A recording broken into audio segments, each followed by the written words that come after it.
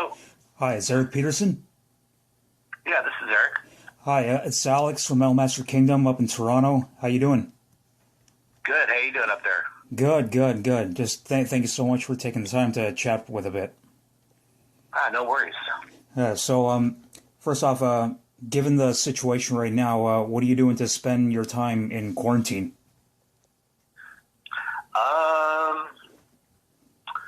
Well, it started off doing a lot of binge TV watching with Netflix, doing a lot of cooking, and then that got old. Yeah. So started doing, working out a little bit and picked up the guitar again. Nice. And just kind of doing, doing some reading, kind of all five of those things now. Nice. The jamming's been fun because I don't like to force myself to jam, but when I get the itch, that's a lot of fun. Then it's fun again.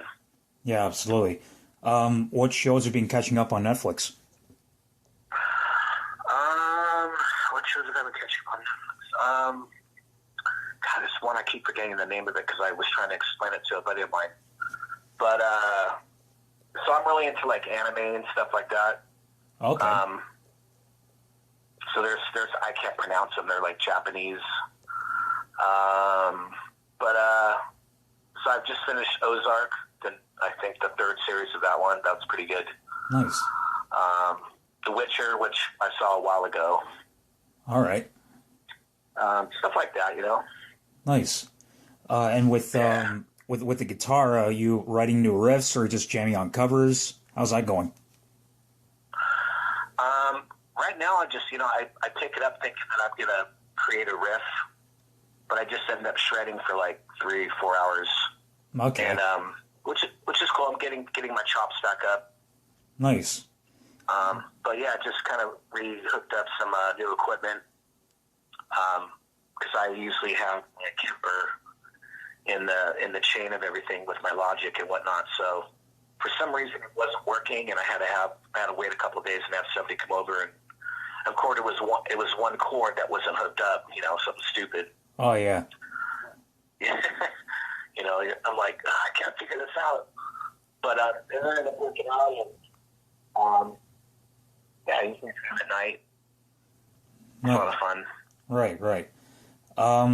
So the recent Bass Strikes Back tour in Europe ended on a not so good note because the pandemic was starting at that point, and it caused 2 shows to be canceled, and some of the band and crew members came back home sick, and some were already sick while the tour was going on. I mean, we heard about Chuck and Steve and Will and Gary testing positive. How about you? Did you experience anything close to related to that? Well, first of all, the tour was kind of a success. I mean, I would say pretty much every show was sold out, or, like maybe the ones that weren't officially sold out, they were like maybe 12 tickets shy. And it wasn't a tour to where, like, oh, we got to cancel the tour because of this pandemic. It was our last show that was canceled, which was sold out. Yeah. So our last show ended up being in Belgium, which was also sold out, and that was a lot of fun. Yeah. I don't think, to my knowledge, I know people it didn't really hit people till, when they were flying home or when they got home. Yeah. I'm not sure about Will when he actually started feeling ill. I'm not sure. From what I remember, he was just always smiling and laughing, and so I didn't notice him like, oh, you're not feeling good today, or. But everybody was pretty much when they got home, they were just like, oh my God, I'm feeling like crap right now. Yeah. So yeah, when I found out that everybody was coming down with something, and they couldn't get tested right away, or they're waiting for their results. I was just kind of paranoid because I had kind of like a little bit of a cough. Right.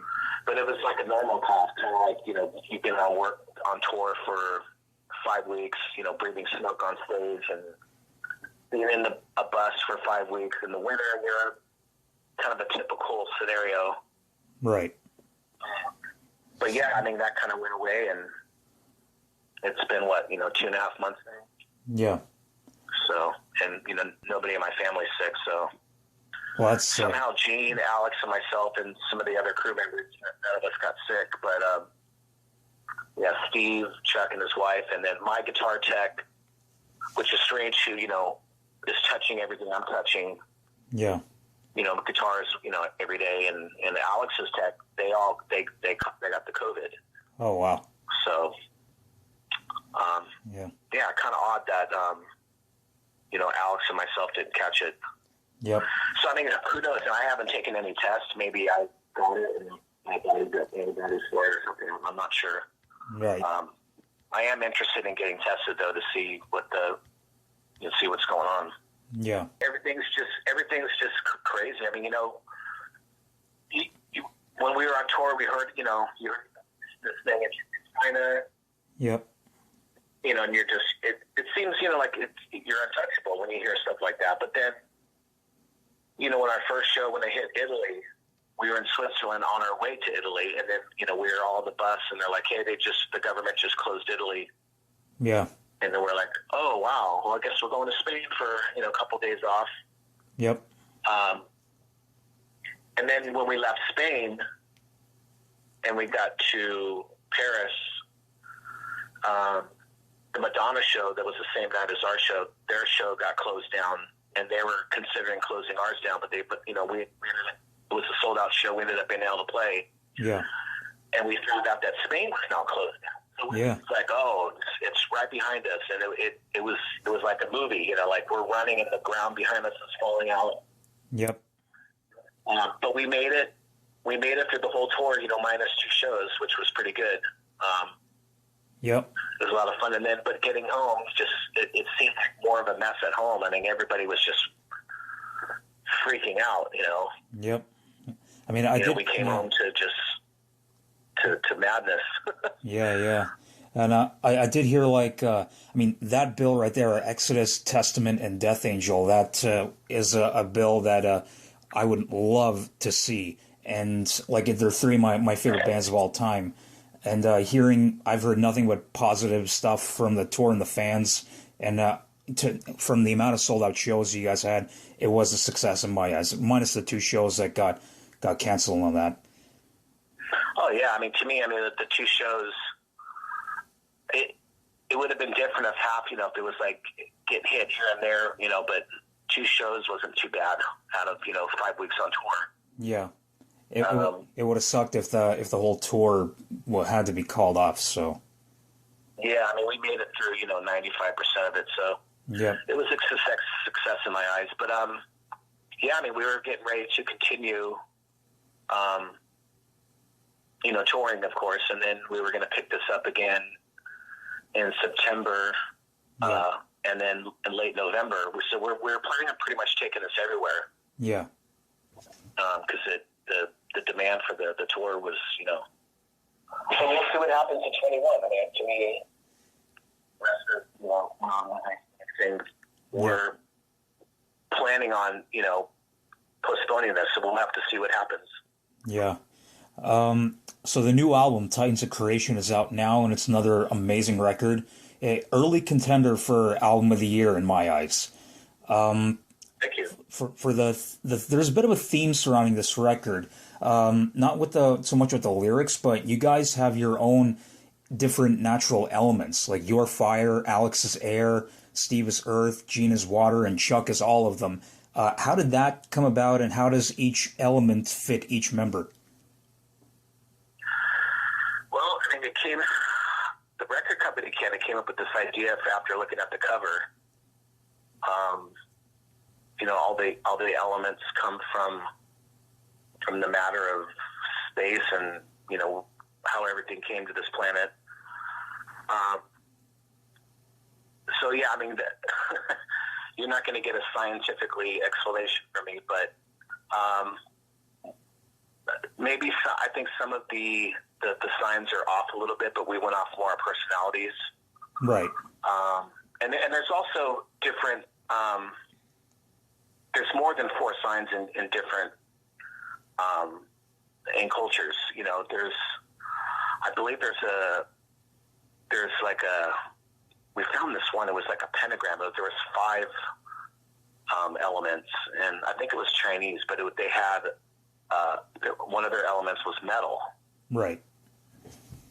So, we were going back and forth, so we stuck with the original, and gave Chuck the superpowers of 4. Right. But it's a lot of fun, I mean, it just kind of goes with the cover, I think, the whole element, the Titans of Creation, and, kind of making up our own mythology, if you want to call it. I just made up my new own word right there. Right. But yeah, it's a lot of fun. Nice. I think the personality element, it kind of makes more sense to me as well, because I think I haven't got them all down, but I think the way I see it is just from the videos that you guys put for each of your own elements. Alex, he's always on the move, traveling to different places because doing his music stuff. So I think air, he's always in the air on planes and everything. So I think that's the way I see at least how Alex in his element. Yeah.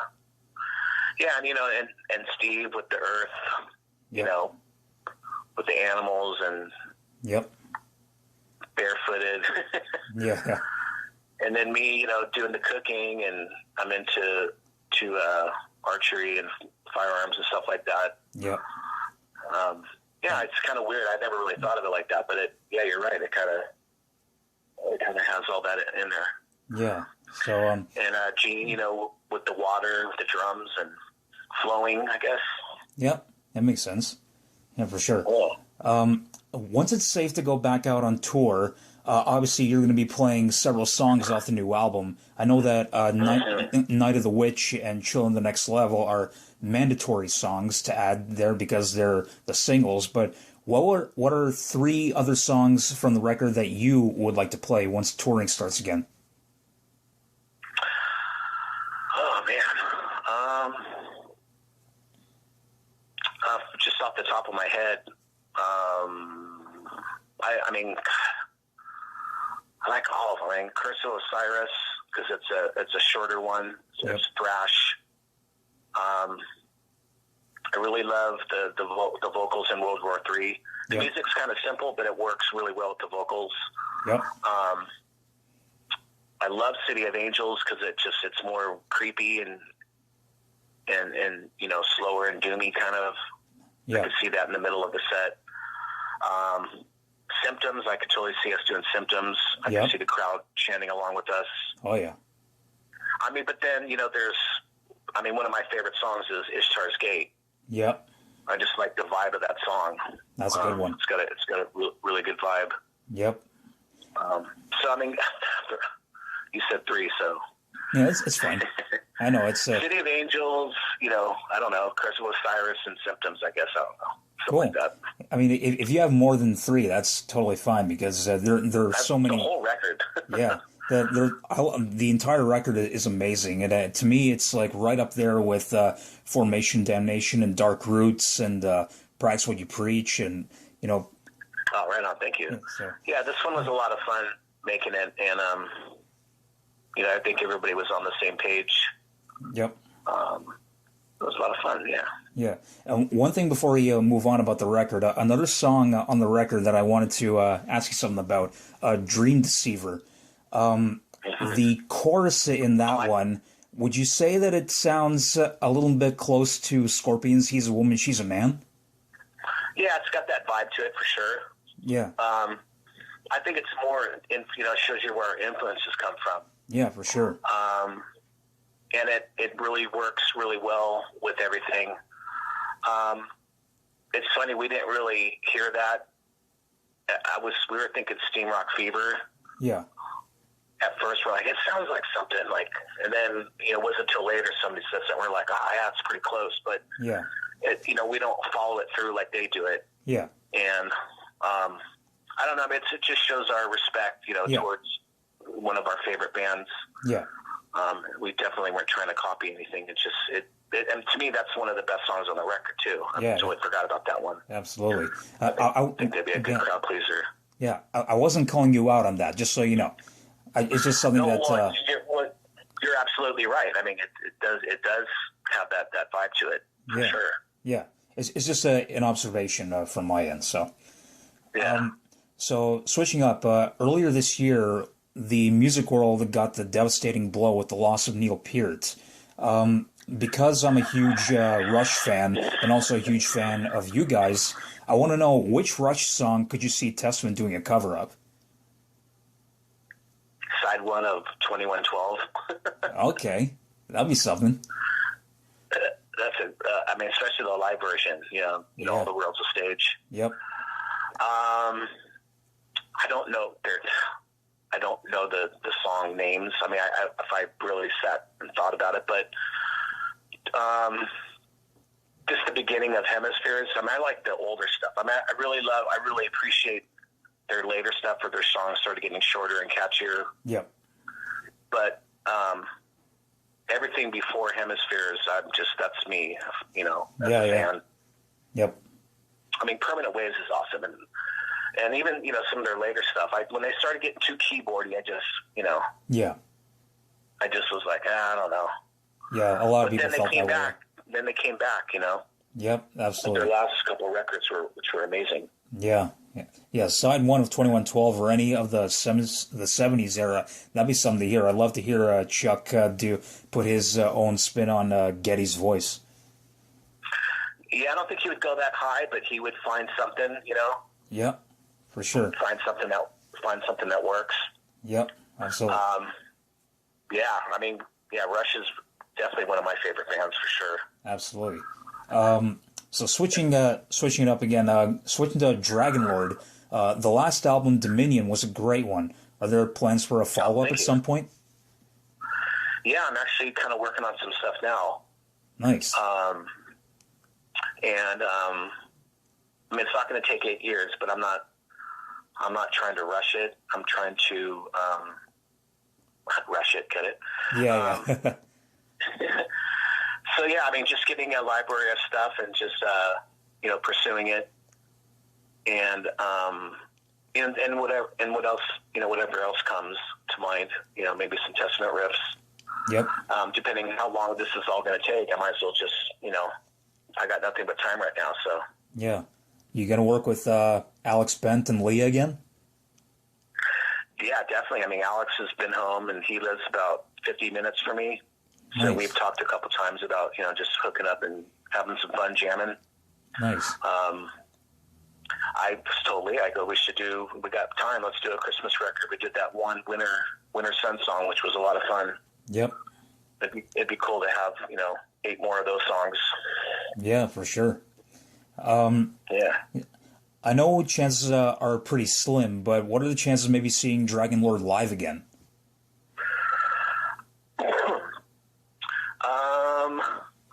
It's something I definitely want to do. I'm just looking at the timetable, and that was actually a plan in 21. Yeah. Somewhere after Testament had toured the world. But we we put our record out. We did like a pre-tour, with playing some singles, and then got sent to the sidelines. So Yeah. I'll have to see what happens. I don't know about a tour, but maybe some shows. Yeah. I've talked to some people that want to get involved with it, and a lot of fans always ask me that. And it'd be cool to do like a 10-day tour or something. And Yep. obviously, I would be doing it for money and have to figure out how to make it happen. Yeah. But Dragonlord's been around for so long now, and we have enough songs to do a good set. I think. Yeah, It'd be a lot for of sure. fun. For sure. I have a fan question right now, if that's okay. Sure. So this comes from one of my bandmates, Derek is his name. He asks, due to record sales not being what they used to be, unfortunately, what do you guys do to earn income when you're not touring? That's funny because before this happened, record sales were already nil. Yeah. It was all about streaming and getting out there and playing. So Yep. it's pretty scary. I'm just going off faith right now. Just hopefully we get out there sooner than later. Yeah.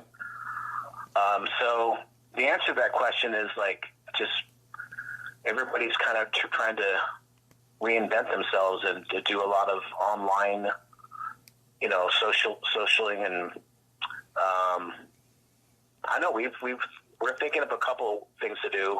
Maybe doing some kind of concert online. With our whole stage setup. Yeah. Just go through the set a couple times with all our production. Yep. And we've talked about it, and then maybe donating some of it towards to a cause. Yep. And then also trying to maybe pay a couple bills or Yep. And then it was like, well, you guys should do it for free, and so we're just like, okay, what do we do? Yeah. But they're saying late 21, but then that's also of the fear of everybody not knowing what's going on, really. Yeah. So I know things are starting to open up here and there in the world, and we'll just have to wait another month to see how that works out. Yeah, because up here in Toronto, or the whole province, the premier and the mayor, they started adding like phases and stages of like reopening certain businesses. Is that what's going on in California? Yeah, that's kind of how it is here. I mean, the city that I live in, there's like hardly like any cases at all. Oh yeah. But then you hear about New York and LA, and it's kind of a shitstorm. Yeah. But it's it's peaked, and they're ready to start opening up things. I mean, we've already had in my city curbside, and pretty much anything that has to do with food is open. But it's just you have to walk up. Yep. And the Walmarts and the Targets are still open. Yeah. So. Yeah. Bevmo, the places to buy liquor is open, but yeah. But it's all curbside. Yeah. Yeah, we got that up here too as well. Especially except for like the grocery stores and like Walmarts and all that. And you could go in there. Yeah. And the restaurants, they're only doing like takeout, or you can do through these ordering apps. But dining in is on hold for now. Yeah, but it looks like I think they said May 22nd. Some restaurants are gonna be open. So I'm probably not going to be one of the attendings, but I'm definitely going to be looking out to see the footage on online of how that all works out. Yep, for sure. All right, Eric, that's pretty much all I got. I just want to say thank you so much, and I wish you for the call. Hope you stay safe, and looking forward to seeing you guys when it's safe again, and hopefully when you guys come back up here to Toronto, I'd love to talk with you guys again in person when it's safe to do so. Right on, man. Well, thank you for the call. Yeah, no problem. Okay, stay safe, Eric. All right. You too. Bye-bye.